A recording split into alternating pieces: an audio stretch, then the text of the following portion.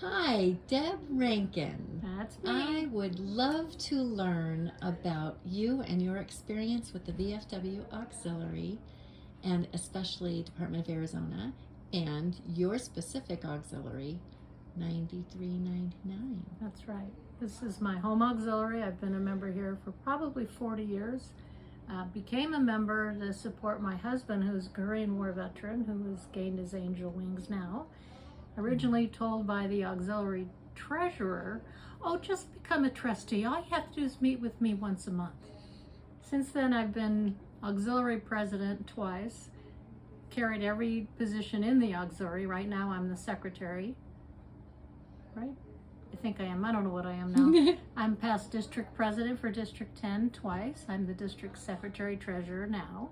I'm a past department president 22 years ago. I ran for National 15th Council, so served on the council for 2 years. So this has been my life. But honestly, in the first couple of years, it served as major dishwasher on Friday nights. That's great. Yep. Pitching in wherever you can. That's it. Yep. That's great.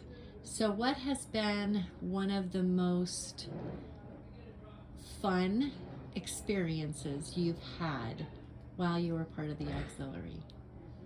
Really going to national conventions. I've seen more of our country going to conventions across the country than I probably would have otherwise.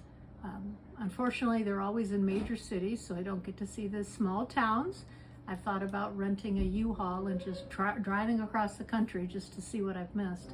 But the auxiliary as a whole, even though now it's the auxiliary including men, which it probably should have all along, it just took us a while to get there, we've come a long way from when I first joined. I mean, it really was just women. And now you look at a veteran and you don't know if they're a combat veteran or they're an auxiliary member. So that's gotten some getting used to. But overall, it's a good organization. That's why I've stuck with it all these years. This is my home post, though we struggle like many posts do. You just pull up your bootstraps and you're here for the veterans. Regardless of all the other stuff going on, the veterans is where it's at. That's one of the reasons why I serve as a service officer right now, is to help veterans in need. Oh, that's great. Yeah. So can you tell me a little bit about being a service officer and what that entails? Well, I originally was working with a gentleman named Sparky, who had been one of our service officers for probably 20 or 30 years. And he just cared about his veterans. And I got involved because my husband was sick. I didn't know that there were any benefits available to me. And after Bob passed away, Sparky sat me down and he said, it could take 2 years and it's going to be an uphill fight, but you can get the DIC benefits for the rest of your life. So I worked with him for a couple of weeks, probably a couple of months, did a lot of research on my own, finding that his dementia was caused by his service in Korea, and he had PTSD. So all of those things combined rated him at 100% the day he passed away.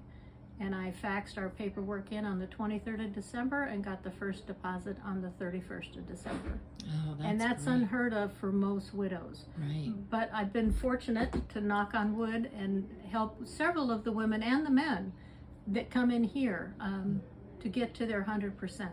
So it's very gratifying to be able to sit down on paperwork, get it filled out, and have the person come back and say, oh my God, you made such a difference in my life. Yeah, that's so yeah, awesome. it's very gratifying. That's awesome. Well, thank you so much for all that you do and have done. And we'll continue to do. Yes, for both the VFW and the auxiliary and our veterans. Thank you. Thank you.